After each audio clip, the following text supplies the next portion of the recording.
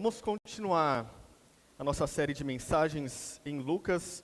Hoje nós compartilharemos Lucas capítulo 7, nós leremos o capítulo inteiro, não reclame, são 50 versículos, mas eles são bem rapidinhos.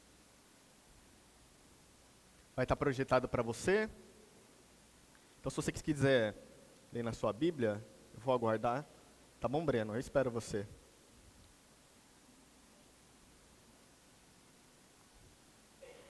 Lucas, capítulo de número 7.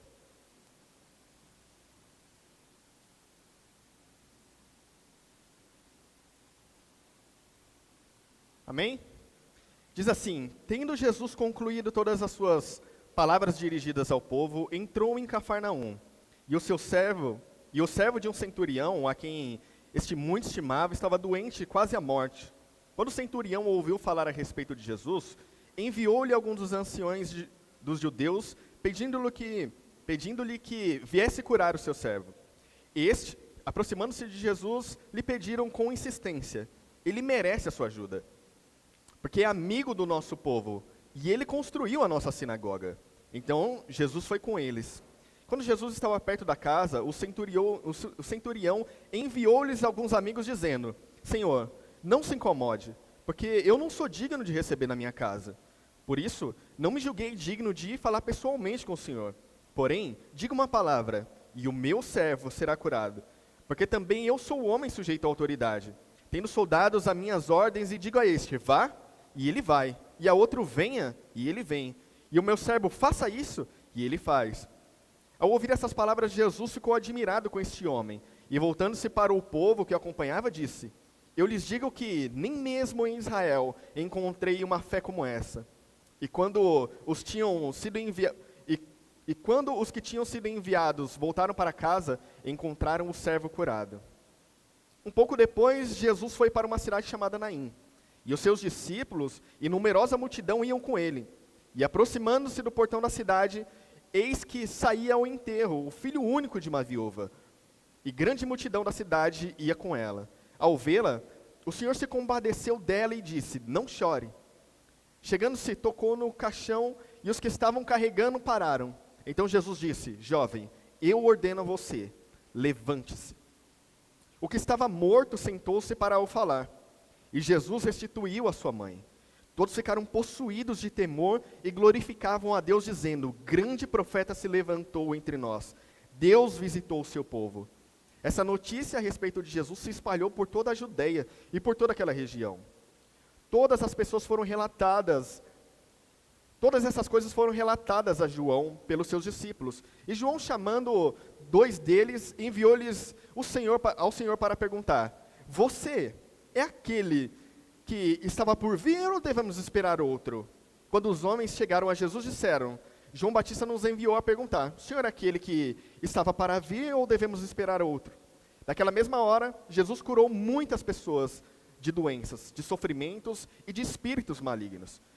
E deu vista aos cegos. Então mandou dizer: voltem e anunciem a João que vocês viram e ouviram. Os cegos veem, os coxos andam, os leprosos são purificados, os surdos ouvem, os mortos são ressuscitados, e aos pobres está sendo pregado o evangelho.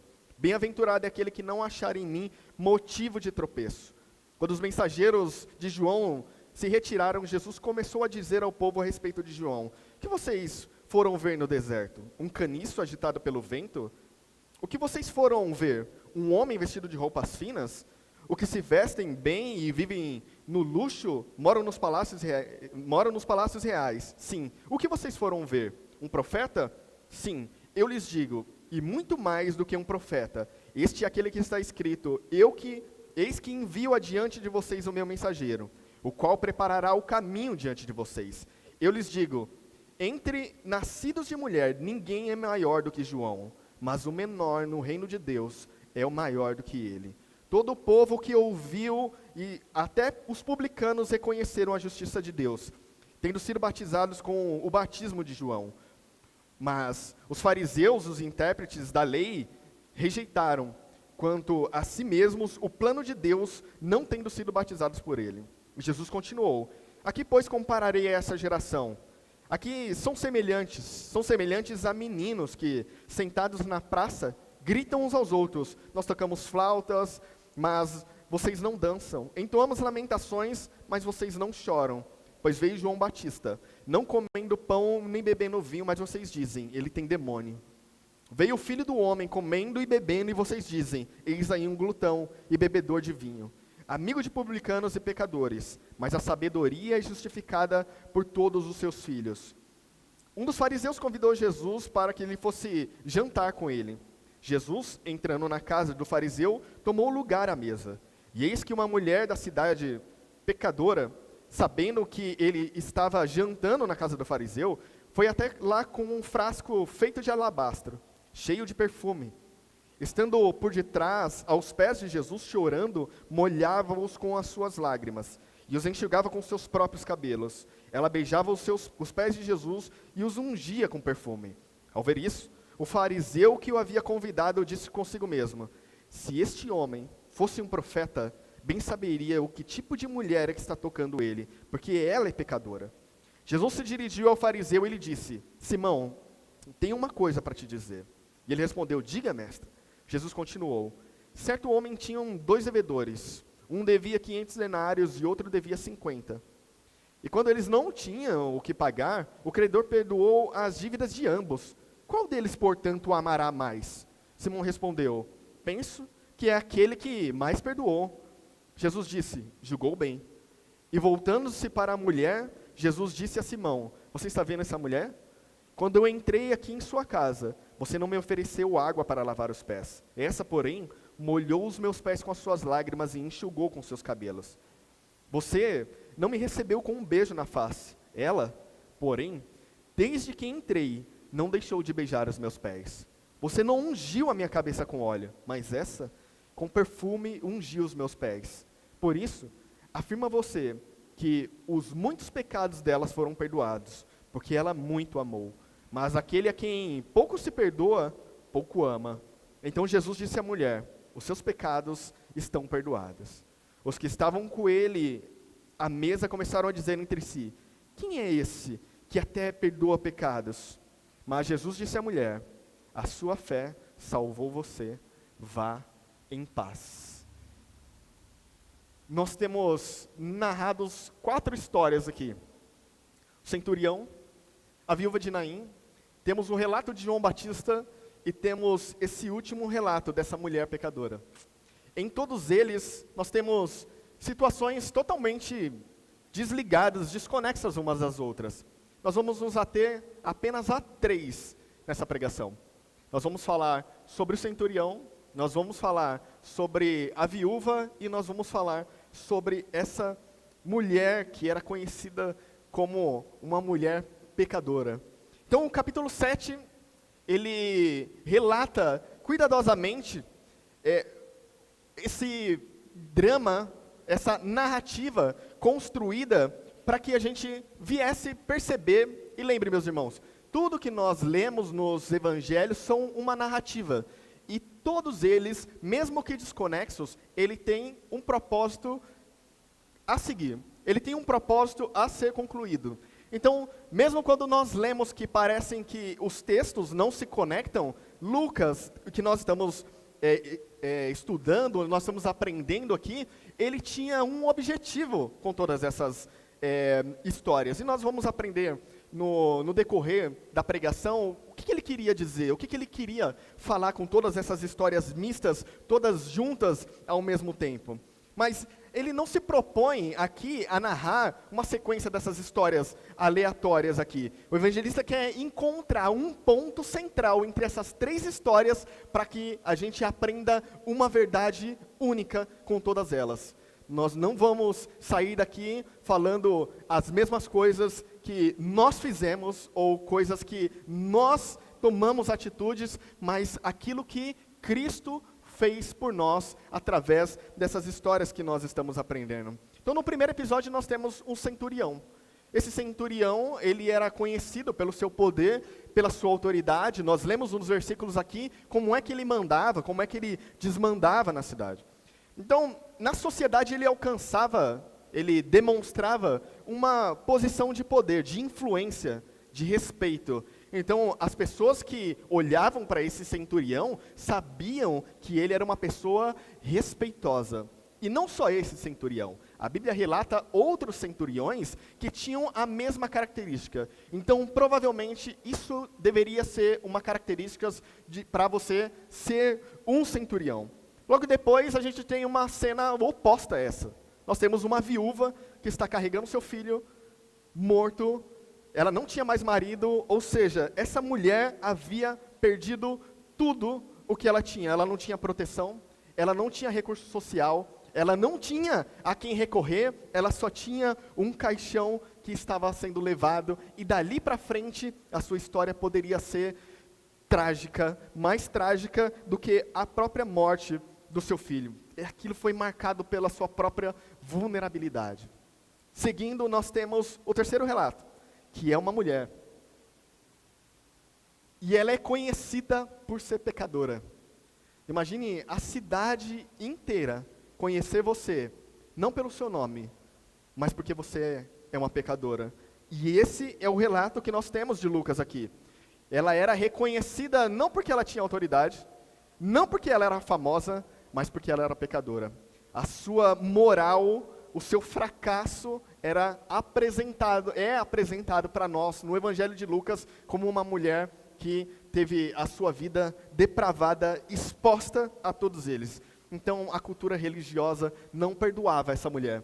Ela era a mulher pecadora da cidade. Então, nós temos aqui, no relato de Lucas, um homem poderoso, uma mulher vulnerável e outra mulher que foi rejeitada. Em todos eles se conectam no mesmo ponto. Qual que é o ponto? Jesus. Todas essas histórias se conectam a Jesus. Então, o ponto narrativo que Lucas quer entregar para a gente aqui é que as histórias, mesmo que pareçam aleatórias, elas vão se conectar com Jesus aqui, para mostrar que em contextos diferentes, independente da sua classe social, de onde você esteja, do que você é, não importa. A sua vida, ela deve convergir para Jesus. E Jesus olha todos os cenários. Ele não olha quem é mais beneficiado e quem é menos beneficiado pela cidade em proporções diferentes. Jesus olha todos em um mesmo ângulo. A única coisa que nós temos que prestar atenção é no Cristo que faz essas coisas. Então, nós temos esses três relatos, e uma coisa que nós temos que observar é o contraste que Jesus faz. É o contraste que o texto nos sugere, que é uma fé que vê graça. E esse é o tema da nossa pregação hoje, a fé que vê graça. Lucas, capítulo 1 ao 50, que nós lemos aqui. Então, ao observar essas histórias, nós somos convidados a examinar a nossa própria resposta ao que Jesus faz por nós. Porque a questão central do texto aqui não são o que as pessoas viram, não são o que as pessoas ouviram, mas sim se nós também conseguimos enxergar a mesma graça que essas pessoas que estavam no texto olharam e enxergaram em Jesus. Então, nós temos que nos fazer essa pergunta: será que nós conseguimos enxergar Jesus com essa mesma graça? Quem é Jesus para você? Quem é Jesus quando você observa Ele nas Escrituras e na sua vida?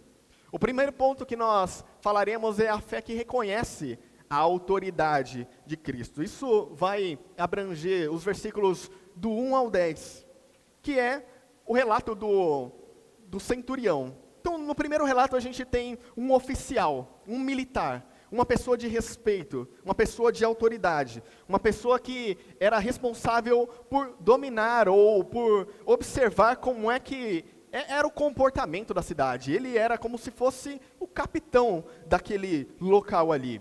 Então, o número aproximado de soldados que era encarregado para ele era 100, por isso, centurião. Mas nem sempre isso era um número exato, às vezes eram mais, às vezes eram menos, depende do contexto aonde ele estava, depende da cidade aonde ele estava. Mas ele era uma pessoa improvável de ser reconhecida por uma pessoa de fé, porque ele não era judeu. Esse homem, ele não era uma pessoa em que participava da parte eclesiástica dos judeus. Ele não era uma pessoa reconhecida, e o texto diz que ele não era reconhecido por ser um sabedor das leis, um exímio conhecedor dos pergaminhos, da palavra de Deus. Não, a Bíblia fala que ele era um centurião. A Bíblia reconhece ele com o seu ofício, mas que não reconhece ele como um homem que era participante de toda essa fé exposta aqui. Então ele era uma pessoa improvável de ser reconhecido pela sua fé.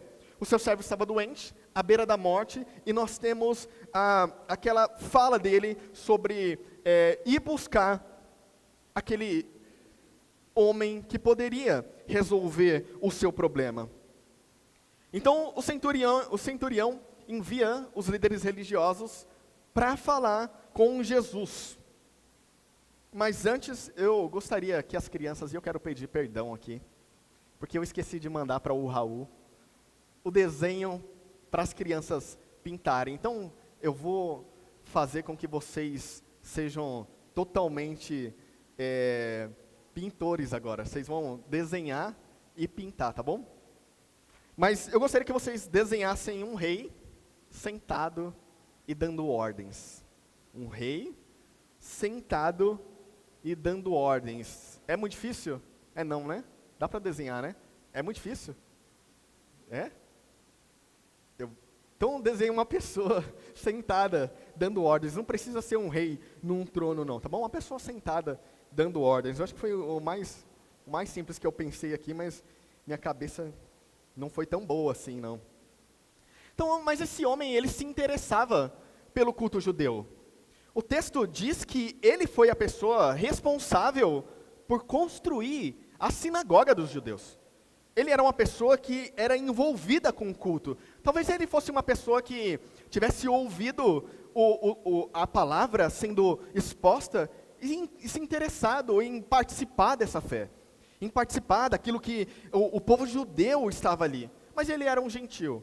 Ele não era uma pessoa circuncidada, ele não pertencia ao povo judeu, ao povo de Israel, ao povo que tinha o Senhor ou Deus como o seu Senhor. Então, quando nós olhamos aqui, ele só era uma pessoa que simpatizava muito com a fé dos judeus.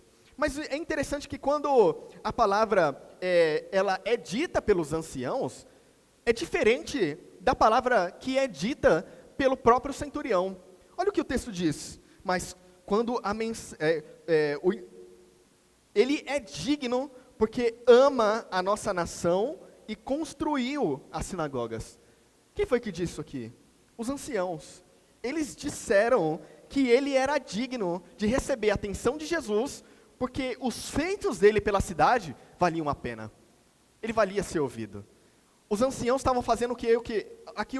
Dando carteirada. Assim, se alguém merece ouvir o que esse homem tem a dizer, Jesus, por favor, ouve eu, o que esse homem fez. A sinagoga que você ensina, foi ele que construiu. A sinagoga que nós ensinamos aqui, foi ele. Então, se alguém precisa ser ouvido, é esse homem.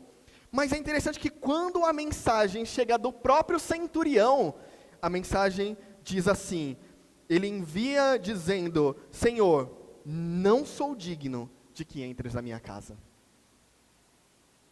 Esse homem fala algo totalmente diferente do que aqueles que foram enviados em nome dele para dizer. Aqueles que foram enviados disseram, esse homem merece. Mas o centurião fala, Senhor, eu não mereço que o Senhor venha até a minha casa. Eu não mereço que o Senhor me destaque pelo mérito de ter construído a sinagoga. Eu não mereço ser ouvido porque eu sou o centurião. Eu quero que o Senhor faça porque o Senhor pode fazer. Esse centurião reconhece que ele é indigno da presença do Senhor.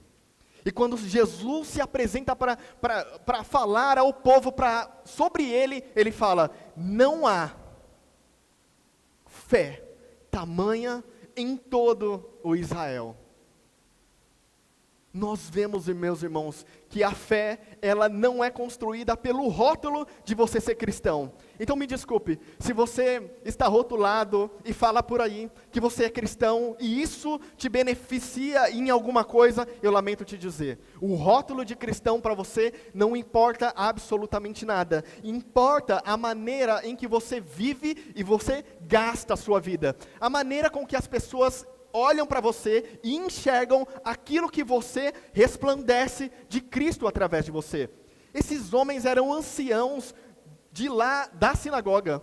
Então, olhar para esses anciãos e falar assim, não, se fosse para falar de autoridade debaixo da palavra de Deus, esses homens tinham que falar. Mas a vida desse centurião era exposta de que ele dependia exclusivamente do Senhor. A sua vida, ela precisa ser dependente exclusivamente do Senhor. Aí sim, o seu título de cristão vale para alguma coisa, porque você começa a transparecer quem é Cristo para você, quem é Cristo na sua vida, que Cristo fez para mudar não só a sua vida, mas as suas atitudes, a sua fala, as coisas que você exala quando está perto das pessoas. Então ele entende algo que muitos israelitas não entenderam.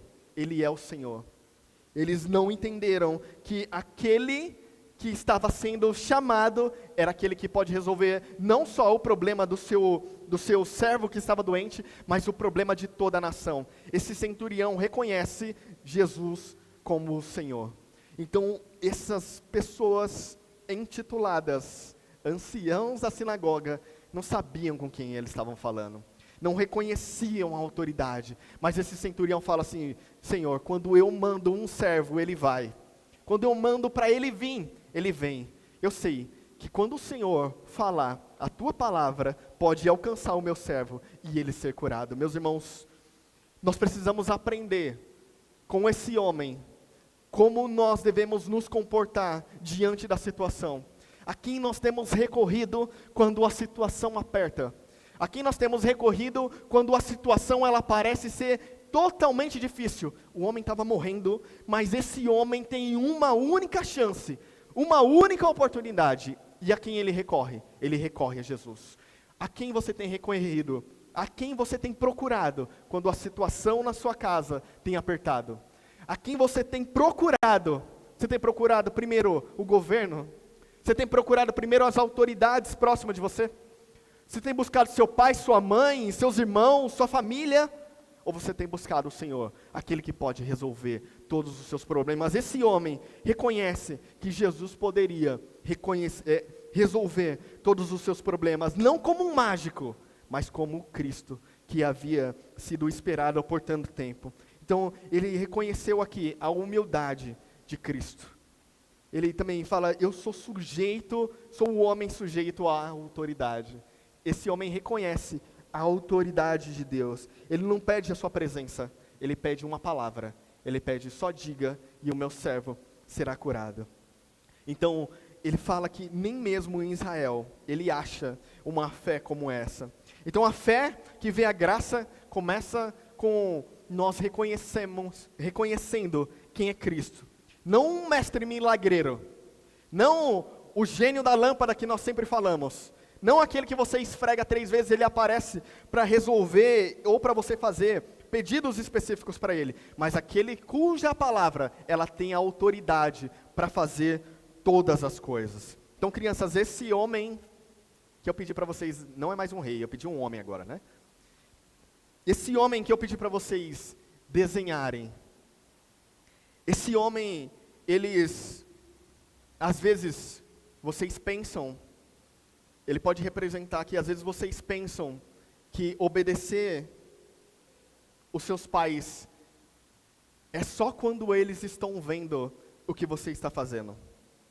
Mas obedecer Jesus significa que você deve obedecê-lo mesmo quando ninguém está olhando, mesmo quando ninguém está por perto.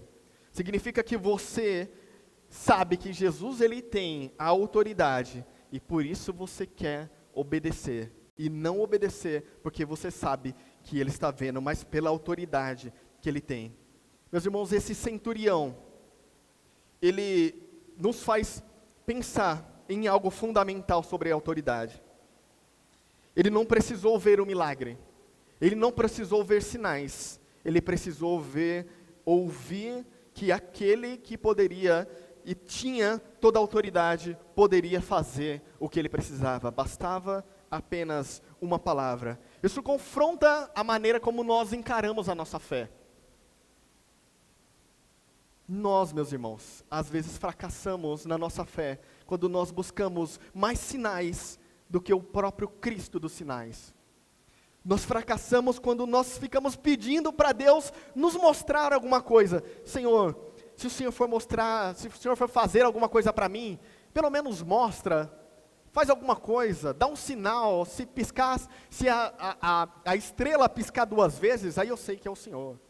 Se a lua tiver mais ou menos aqui, eu sei que é um sinal do Senhor. Nós buscamos mais os sinais do que o Deus dos sinais, meus irmãos. Isso confronta a nossa fé, em saber em quem nós temos confiado nas promessas, quando as circunstâncias parecem não mudar. Portanto, meus irmãos, a pergunta que nós temos que encarar aqui é uma pergunta simples. Nós confiamos realmente na autoridade de Cristo, ou na nossa fé, que sempre depende de quem pode dar os primeiros passos, ou de quem pode primeiro nos mostrar para onde nós devemos ir? Em quem nós acreditamos? Qual que é o Cristo que nós queremos? Em segundo lugar, nós temos a fé que reconhece a compaixão de Cristo. Nesse primeiro cenário, nós vimos que Jesus encontrou alguém de muita autoridade, alguém que tinha respeito, mas agora Jesus parte ao encontro de uma mulher que não tinha absolutamente nada. Essa cena, ela muda completamente o cenário anterior, não tem nada a ver com o que nós acabamos de ouvir e acabamos de ler na palavra do Senhor. Jesus entra na cidade e ele se depara com um funeral. Essa mulher possivelmente estava indo na frente do caixão do seu filho, de pessoas que estavam carregando o caixão do seu filho, chorando, se lamentando pela morte, não só pela morte do seu filho, meus irmãos, mas porque isso significava que ela não tinha mais nada. As viúvas, ou elas dependiam dos seus filhos, ou elas não dependiam de nada, porque não tinha um auxílio do governo para ajudar essas mulheres. Não tinham pessoas que ajudassem eles nas suas necessidades. Elas eram as pessoas em que eram consideradas a escória da sociedade. Ninguém queria ajudar, porque era o peso da sociedade. Quem é que queria tirar do seu próprio bolso para ajudar uma viúva? Quem é que iria tirar do seu próprio sustento para ajudar uma mulher? Ainda mais uma mulher. Então, nós olhamos para a história dessa mulher, que ela perdeu o único filho e era agora uma mãe viúva, não tinha mais o seu marido. Então, crianças, de novo, agora vocês vão desenhar uma pessoa, agora é mais fácil, chorando. Uma pessoa chorando e sendo agora consolada. Como é que a gente vai fazer isso? Mas pensa numa pessoa chorando. Desenha uma pessoa chorando. Eu vou precisar melhorar as minhas ilustrações aqui. Mas aquele contexto significava que ela tinha perdido tudo. Nós já falamos, ela não tinha marido, ela não tinha filho, aquela mulher não tinha nada para se sustentar. Ninguém pediu um milagre para ela. Ninguém olhou para essa mulher e correu até Jesus, como o centurião fez pelo seu servo e falou: Jesus, ajuda ela. Não tem nada. Não tem marido, não tem filho, acabou de morrer, alguém ajuda essa mulher? Ninguém correu para ela. Mas o texto é bem claro e diz que Jesus, vendo ela, se compadeceu. Então, o Senhor olhou para aquela mulher e se compadeceu. Isso nos faz refletir, meus irmãos, de como é que nós nos comportamos em situações como essa. Quando nós olhamos um irmão nosso, pessoas próximas de nós, passando por dificuldades, quem somos nós? Quem sou eu? Eu sou o ombro amigo para essa pessoa? eu sou a pessoa que tira do meu bolso para ajudar para essa pessoa a se sustentar. A pessoa que não olha se ela vai ser reconhecida por tudo o que está acontecendo. Ah não, eu vou dar aqui porque as pessoas estão vendo, tá vendo? Eu estou ajudando essa pessoa aqui, então, por favor, me coloquem no telão ou no nome ou no mural da nossa igreja. As pessoas, elas, da maioria das vezes, elas não estão nem aí para as pessoas que estão do nosso lado. Irmãos, nós somos cristãos. Nós precisamos nos parecer com Cristo. Olha o que Jesus fez nessa situação. Parte dele, ninguém falou para ele ir, ninguém falou para ele ajudar, parte dele ir ao encontro dessa mulher. O texto diz que ele se compadece dela, e ele vai ao encontro dela, e ele a consola. Quantas pessoas estavam em volta dessa mulher? Quantas pessoas estavam participando do cortejo fúnebre dessa mulher?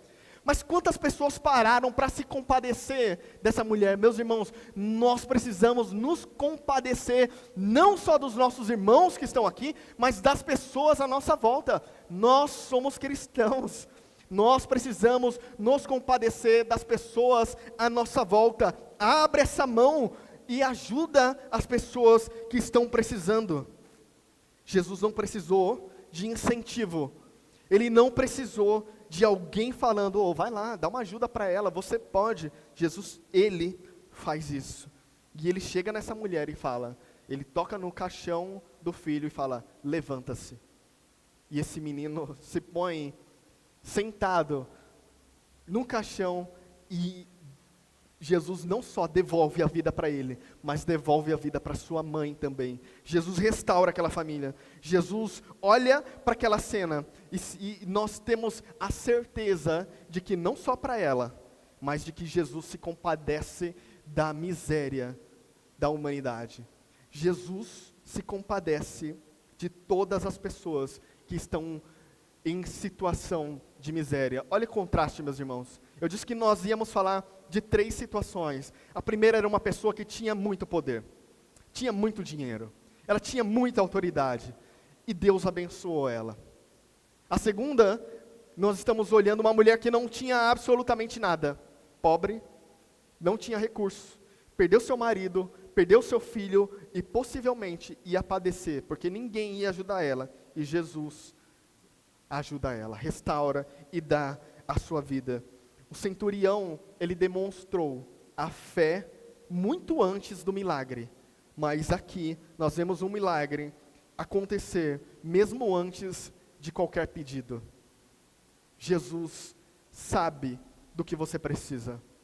A Bíblia diz que antes mesmo de que as palavras cheguem à nossa boca, Ele sabe do que você precisa. Ah, porque nós oramos se Ele sabe do que nós precisamos?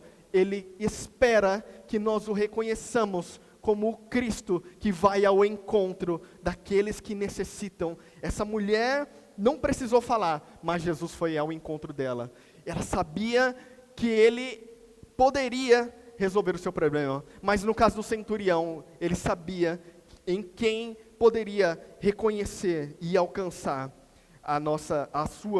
o seu milagre através da sua autoridade. Então, crianças, às vezes, você está lá na sua escola, está lá no condomínio do seu prédio, e você encontra um amigo seu triste, chorando. O que nós devemos fazer nessa situação? O que você deve fazer? A mesma coisa que Jesus fez. Você deve ser o consolo para essa criança. Você deve se parecer com Jesus. Você deve se parecer com o Mestre. Você deve se compadecer do seu amiguinho que está chorando. Às vezes, com a situação que está dentro da sua casa e você não sabe o que está acontecendo. Às vezes, os pais brigam e ela é afetada por tudo que está acontecendo. Então, se Jesus se importou com alguém, você deve se importar também. Crianças, vocês devem se importar com os amigos de vocês.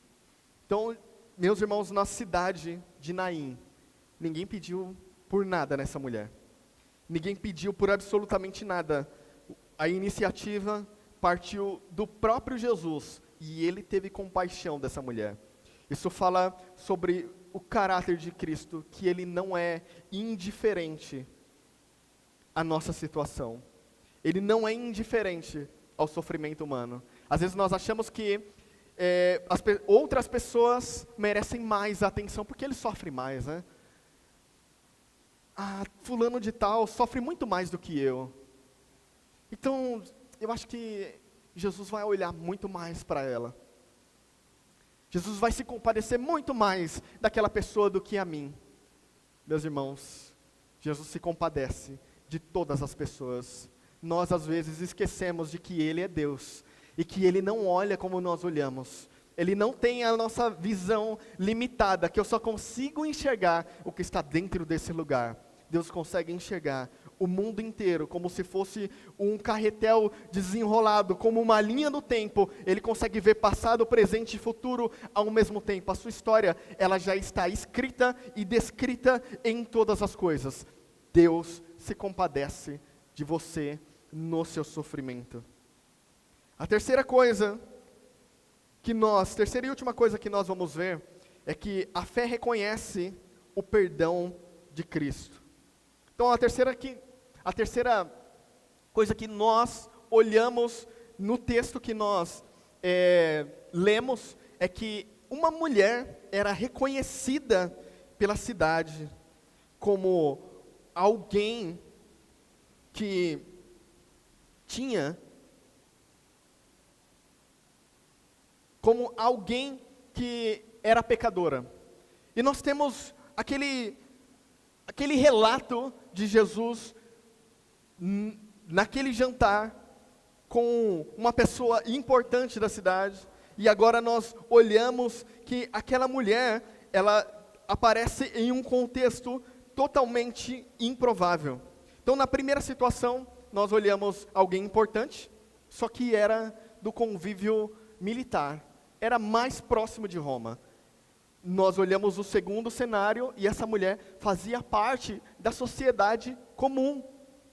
Eram as pessoas do dia a dia. Mas essa mulher aqui, o contexto que nós encontramos é um contexto dentro de uma pessoa que participava do convívio religioso da cidade. Então agora nós estamos mais em um funeral. Jesus sai do funeral após restaurar a vida daquele filho e ele recebe um convite. E esse convite é para ir jantar. É bom, né? Receber um convite para ir jantar.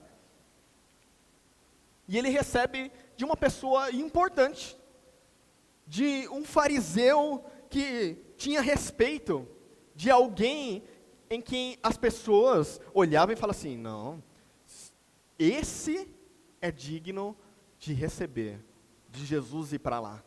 Esse é quem as pessoas olhavam e falavam assim, bom, se tem alguém que Jesus poderia falar e se conecta muito bem, esse alguém é essa pessoa que convidou Jesus para ir comer na sua casa. Mas a forma como esse homem recebe Jesus é totalmente inadequada. Ele chega e o relato que nós temos é que ele não dá água para lavar as suas mãos. Ele não beija o seu rosto. Ele não unge a sua cabeça. E nós temos uma situação totalmente diferente. Uma mulher que era conhecida por todos como uma pecadora. Imagina só, você está lá na sua sacada da sua casa, no portão da sua casa, aí você está vendo e fala assim, olha lá a pecadora, ela não tinha nome. Qual que é o nome dessa mulher aqui? Qual que é o nome dessa mulher aqui? Você não sabe, porque ela era conhecida como a mulher pecadora. A sociedade já havia colocado esse nome nela. A sua moralidade já não existia mais. Era uma mulher depravada. Era uma mulher conhecida pelos seus atos, que não representavam uma sociedade moralmente legal. Então, ela entra nessa casa, onde o jantar é maravilhoso, onde o banquete é exposto e é delicioso, onde as pessoas tinham preparado a melhor comida, e essa mulher começa a fazer algo que o dono da casa começa a olhar um pouco diferente assim. Fala, o que essa mulher está fazendo aqui? E essa mulher chorava nos pés de Jesus. E essa mulher, o texto diz que ela enxugava os pés dele com os seus cabelos. Isso já era incomum, porque o cabelo da mulher era preso e ela não soltava o seu cabelo, mas ela não ligou. Ela já não ligava mais para o contexto da sociedade. Ela não queria saber o que as pessoas iam achar dela, já não achavam nada. Então ela destrança o seu cabelo e ela começa a secar os pés de Jesus. E ela pega o óleo, talvez a coisa mais valiosa que ela tinha, e ela começa a ungir Jesus. E aí que chega o paradoxo. E aí é que chega o lugar que nós queríamos chegar nesse texto. O homem começa, o dono daquele jantar, começa a olhar e fala assim, e nós lemos o pensamento dele, né? Nós olhamos o que está escrito aqui, e o texto nos diz que, no pensamento dele, ele dizia, se Jesus soubesse quem essa mulher é, ele não deixaria essa mulher tocar nele. Ele sabia que a cidade inteira conhece essa mulher por ela ser pecadora. Ele, como mestre, jamais deixaria que essa mulher se tocasse nele. Só que essa mulher, meus irmãos, tinha feito tudo o que aquele religioso não havia feito. O que Jesus nos ensina nesse texto, meus irmãos? O que é que o texto de Lucas quer nos ensinar? Às vezes você é um cristão e você age como um não cristão. Às vezes você parece cristão. Você tem a capa de cristão. Você veste igual cristão. Você lê as escrituras igual cristão. Você anda pela cidade e as pessoas falam, olha lá o cristão. Diferente de como essa mulher era conhecida. Mas às vezes nós nos comportamos como um não cristão. Às vezes a nossa atitude, ela só é de aparência, mas as nossas reais intenções, elas são profundamente pecadoras, pecaminosas, elas são profundamente afetadas por uma moralidade decaída. Às vezes nós olhamos o relato dessa mulher e falamos assim, mas ela merecia mesmo, era pecadora. Meus irmãos, olhe para a condição que nós estamos vivendo hoje. Você é um pecador. Você é salvo, mas você é pecador. Então nós não podemos olhar para essa mulher e julgá-la. Nós precisamos, aliás, ter a mesma atitude que essa mulher teve. Nós devemos nos prostrar aos pés de Jesus e falar, eu vou gastar toda a minha vida nesse homem.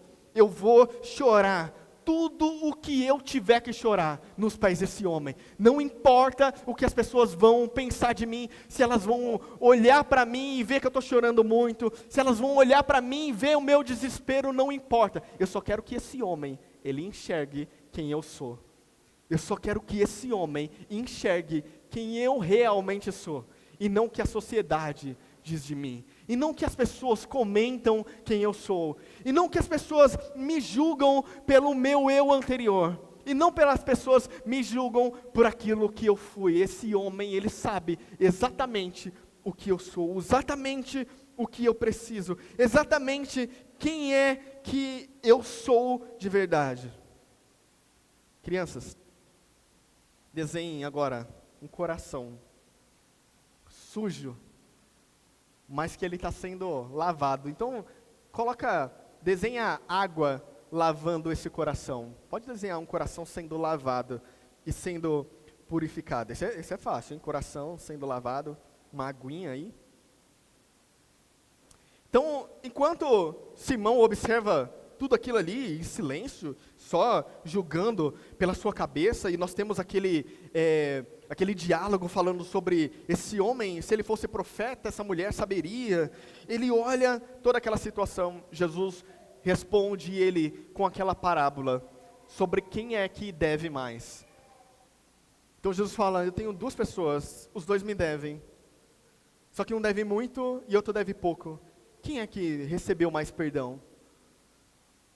Aí ele responde e se condena pela sua própria fala. Ele fala, com certeza, a pessoa que deve mais, foi mais perdoada. Isso já responde para nós, a nossa condição. Eu sou um miserável pecador. Se não fosse o saldo infinito da graça de Deus na minha vida, eu não merecia absolutamente nada. Nós devemos, meus irmãos, nos prostrar igual essa mulher. Você não é nada. Eu lamento dizer, Você é bonitinho, você vem arrumadinho para a igreja, mas você não é nada, meus irmãos. Você não é absolutamente nada. Você é um pecador salvo pela graça de Deus. Somos todos iguais. Estamos todos, não é porque eu estou aqui em cima, você embaixo. Se você estivesse aqui em cima e eu aí embaixo, seria o mesmo cenário. Nós temos a mesma condição, salvos unicamente pela graça de Jesus.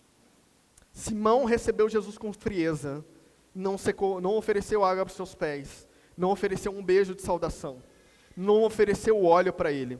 Essa mulher demonstrou para Jesus um amor abundante. O ponto é claro aqui. Quem reconhece a profundidade do próprio pecado, enxerga a intensidade da graça de Deus. Reconhece a intensidade da grandeza da graça de Deus na sua vida. Então, quanto mais nós reconhecemos o profundo pecador que nós somos mais alcançados e temos mais clareza do tamanho da graça de Deus sobre nós. Eu vou encerrar aqui, mas eu sei que não deu tempo, crianças, de vocês desenharem o coração sendo limpo, mas esse coração representa todas as vezes que nós fazemos alguma coisa errada, todas as vezes que nós pecamos contra o Senhor, mas essa água que limpa esse coração, ela representa todas as vezes que nós estamos pedindo pecado ao Senhor, pedindo perdão pelos nossos pecados ao Senhor. Essa mulher pecadora demonstrou um amor profundo, porque ela sabia que precisava de perdão. Nós precisamos reconhecer. O fariseu, por um outro lado, acreditava que a sua autoridade seria suficiente para que a graça de Deus alcançasse a sua necessidade. A fé verdadeira, ela nasce quando alguém entende duas coisas ao mesmo tempo: a seriedade do pecado e a grandeza do perdão que Cristo oferece. Para concluir, meus irmãos, Lucas, ele apresenta três pessoas totalmente diferentes. 1, o oficial respeitado. 2, a viúva destruída pela sua dor. 3, uma mulher marcada pelo pecado.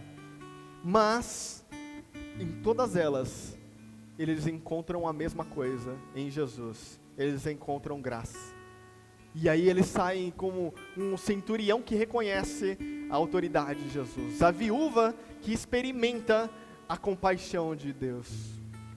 E a pecadora que recebe o perdão. Todos esses viram a graça de Jesus em diferentes contextos. Então não importa a situação que a sua vida está, não interessa. Não importa a condição social que você vive, isso tanto faz para Jesus. Ele sabe do seu coração. Ele sabe exatamente do que você precisa. Às vezes você entrou aqui precisando de um milagre para alguém da sua família. Às vezes você entrou aqui destruído por algo que aconteceu na sua família, na sua vida, ou em alguma área específica da sua vida. Talvez você entrou aqui porque as pessoas te conhecem por aquilo que você era e aquilo que você não é mais. Em todas essas coisas, meus irmãos, nós encontramos a mesma coisa, a graça de Deus. Eu quero que você saia daqui perdoado pelo perdão de Deus. Você não pode ser mais reconhecido por aquilo que você era. O perdão de Deus hoje encontra você. Hoje a graça de Deus encontra você. Hoje aquilo que você precisa, você sabe que pela autoridade de Jesus, Ele pode fazer por você.